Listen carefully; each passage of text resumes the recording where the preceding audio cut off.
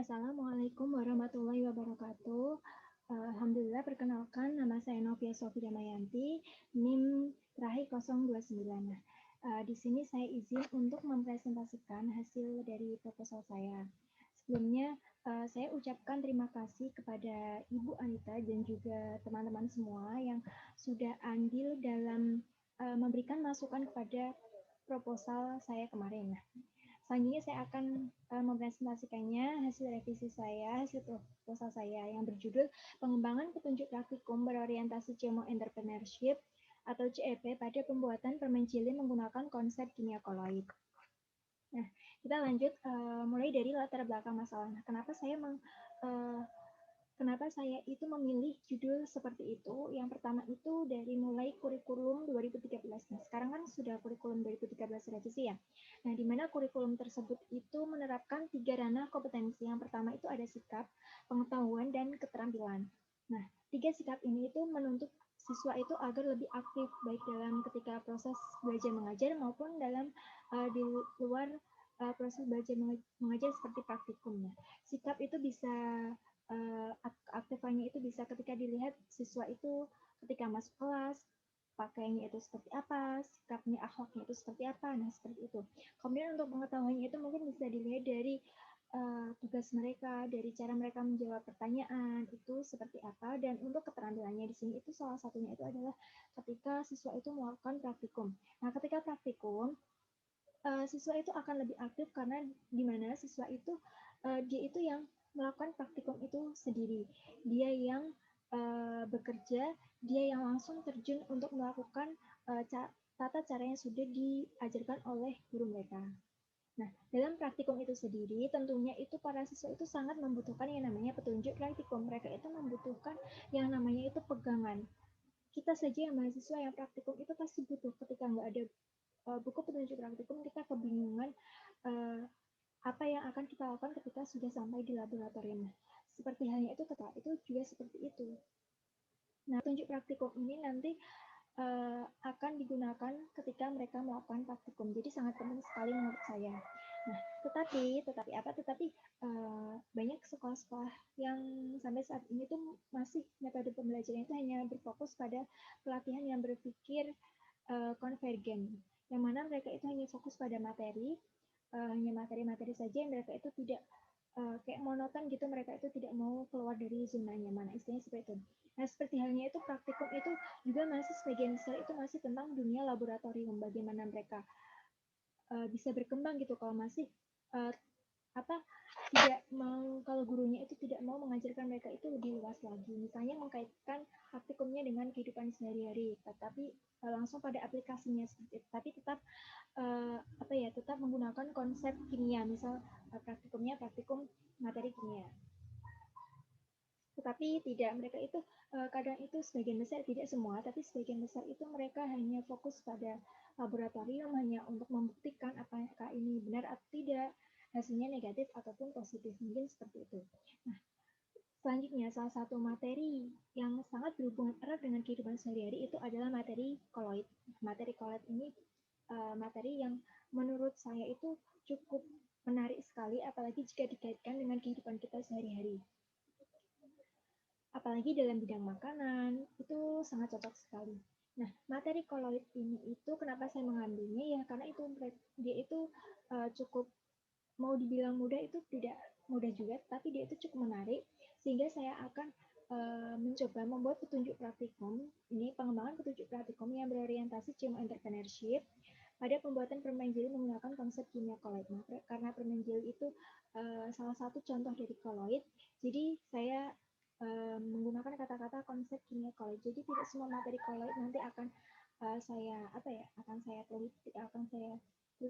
bahas, tidak, tetapi yang bersangkutan dengan pembuatan permen jeli itu sendiri. Nah, dan ini juga ada kaitannya dengan jiwa kewirausahaan gitu. Nah, oke, kita lanjut tentang rumusan yang saya ambil dari judul tersebut. Yang pertama itu bagaimana kriteria petunjuk praktikum berorientasi CMO Entrepreneurship pada pembuatan permen jeli menggunakan konsep kimia koloid. Kita akan cari tahu kriterianya itu seperti apa. Kemudian yang kedua itu kelayakannya dari petunjuk praktikum yang dihasilkan nanti. apakah layak ataukah tidak jika disebarluaskan, jika dipakai oleh peserta didik. Kemudian yang ketiga itu bagaimana nanti implementasinya kepada peserta didik. Apakah peserta didik itu mereka lebih kreatif, mereka lebih inovatif, mereka lebih bisa berkembang, mereka lebih semangat, ataukah bahkan mereka malah menjadi lebih malas. Nanti mungkin itu hasilnya akan kita dapatkan di akhir. Oke, selanjutnya untuk tujuannya yaitu udah sinkron ya sama rumusan masalahnya. Yang pertama itu untuk mengetahui kriteria petunjuk praktik yang baik, yang benar, kemudian kelayakannya ya seperti apa, dan yang terakhir itu pengimplementasiannya itu seperti apa. Oke, next. Nah, landasan teori. Nah, di sini ada beberapa landasan teori, ada petunjuk praktikum, schema entrepreneurship, kemudian ada permain jeli, dan materi koloid. Nah, pertama dulu ya petunjuk praktikum. Seperti yang saya sampaikan tadi ya, petunjuk praktikum sangat penting sekali. Petunjuk praktikum ini nanti kurang lebih isinya itu tentang teori, sedikit teori, kemudian ada cara kerja, ada persiapan, pelaksanaan ketika sebelum praktik, ketika akan praktikum itu seperti apa nanti. Kemudian juga ada tabel mungkin untuk menganalisis data hasil dari praktikum, kurang lebih seperti itu. Nah, sisi lain dari buku petunjuk praktikum itu dia mempunyai fungsi itu meminimalkan peran guru. Kenapa meminimalkan? Karena ketika siswa itu diberikan petunjuk praktikum dan ketika siswa itu melakukan praktikum dan terjadi kebingungan, mungkin mereka akan yang pertama kali mereka akan lakukan itu adalah melihat kembali buku petunjuk praktikum. Jadi tidak langsung tanya pada guru. Nah, ketika mereka sudah melihat petunjuk praktikumnya dan sudah paham, maka mereka akan melanjutkan ke kerja mereka. Tetapi kalau tidak paham, mungkin akan bertanya kepada teman atau kepada guru mereka. Nah, coba aja kalau tidak ada petunjuk praktikum, maka ketika mereka bingung nggak ketika praktikum, maka itu mereka itu akan langsung tanya kepada guru, dan ini akan membuat guru itu menjadi sibuk gitu dan kerja keras gitu ya. Oke, kemudian tentang CMO entrepreneurship. Nah, CMO entrepreneurship ini salah satu pendekatan atau metode pendekatan ya, di mana nanti materi kimia, materi koloid ini akan dihubungkan dengan entrepreneurship atau kewirausahaan seperti itu. Jadi akan lebih menarik minat siswa, apalagi siswa yang suka berjualan, yang suka cari uang gitu. Pasti mereka akan, insya Allah mereka itu akan sangat tertarik sekali seperti itu. Kalau membicarakan soal uang itu pasti tambah semangat. Nah, selanjutnya permen jeli. Nah, permen jeli itu banyak sekali penggemarnya. Kenapa harus permen jeli? Itu karena banyak penggemarnya mulai dari anak-anak sampai orang tua pun sangat menyukai rasanya yang enak, dan proses pembuatannya itu juga yang lumayan mudah seperti itu. Kemudian untuk materi koloid sendiri yang seperti sudah kita pelajari ya dari SMA sampai kita kuliah, insya Allah teman-teman sudah pada hafal tentang materi koloid itu sendiri bagaimana, dan permen jeli itu adalah salah satu contoh materi dari koloid, salah satu contoh koloid seperti itu. Oke, next kita lanjut untuk metode penelitiannya. Di sini saya menggunakan metode penelitian R&D, Research and Development. Untuk cara pengembangannya itu saya menggunakan ini pengembangan 4D, di mana ada 4 langkah. Yang pertama itu ada pendefinisian, perancangan, pengembangan, dan penyebaran. Untuk pendefinisian nanti ini kita akan mulai dari analisis siswanya, mulai dari tugasnya, mulai dari kepribadiannya itu seperti apa, kita akan analisis dari situ terlebih dahulu. Kemudian baru kita melakukan spesifikasi tujuan dari penelitian kita itu, arahnya itu kemana, nanti produknya itu untuk apa, lanjut seperti itu. Nah, selanjutnya ada perancangan. Untuk perancangan ini nanti akan ada penyusunan tes, kemudian ada pemilihan media. Nah, untuk saya nanti medianya mungkin berupa hard file atau berupa buku gitu ya, buku lembaran seperti itu. Kemudian formatnya juga harus sesuai juga, pemilihan formatnya bagaimana, dan setelah itu baru kan merancang awal dari petunjuk praktikum itu sendiri kita akan rancang dari mulai depan sampai terakhir itu isinya apa saja, terus letak-letaknya itu bagaimana yang sesuai, intinya itu sesuai dengan kebutuhan siswa dan tidak membuat siswa itu merasa beban atau merasa bosan atau merasa terbebani, seperti itu. Kemudian lanjut ke langkah pengembangan. Nah, di langkah pengembangan ini setelah rancangan awal dari saya itu selesai, maka saya akan melakukan yang namanya validasi ahli. Rancangan ini akan divalidasi oleh dua ahli. Yang pertama itu ahli materi, dan yang kedua itu ada ahli media. Untuk ahli materinya mungkin mereka itu dari dosen ya.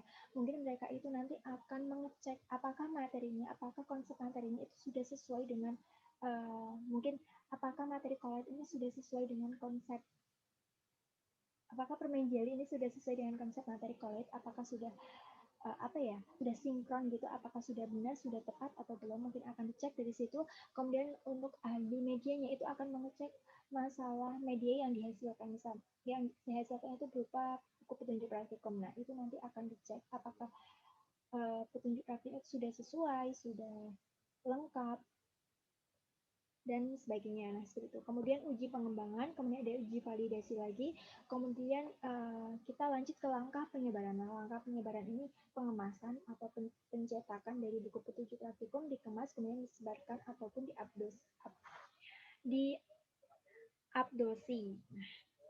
Nah, untuk langkah yang keempat ini semoga bisa terrealisasi jika tidak ada halangan. Oke, kita next. Subjek cobanya di sini sudah saya terangkan ya tadi, yang pastinya ada ahli materi dari dosen kimia, kemudian ahli media juga dari dosen dari pengembangan media pembelajaran biasanya, kemudian dari guru kimia di sekolah, kemudian juga ada peserta didik kelas 11 IPA. Karena materi collate ini kalau nggak salah dia itu ada di kelas 11 IPA ya. Nggak mungkin kan kalau IPS. Nah, untuk teknik atau instrumennya itu ada wawancara, nanti bisa kita akan mewawancarai dari muridnya atau bisa dari gurunya juga. Kemudian pakai angket juga untuk pengisian angket ya, misalnya dari peserta didik disuruh mengisi angket dari yang saya buat. Kemudian ada dokumentasi, bisa berupa video maupun berupa gambar. Untuk teknik analisis data tadi sudah ada ya, data hasil validasi tadi dari produk, validasi produk, validasi media maupun dari materi maupun dari validasi instrumen itu nanti akan dikumpulkan dan akan dijadikan sebagai acuan seperti itu untuk perbaikan produk selanjutnya. Nah, yang kedua ada data penilaian produk. Nah, data penilaian produk ini ada dua. Yang pertama itu data dari penilaian ahli dan guru kimia, dosen ahli dan guru kimia. Kemudian ada data hasil penilaian atau respon dari peserta didik. Mereka itu memberikan penilaian bagaimana, apakah penilaiannya nanti itu baik, sangat baik, atau hanya cukup, layak atau tidak. Nah, seperti itu.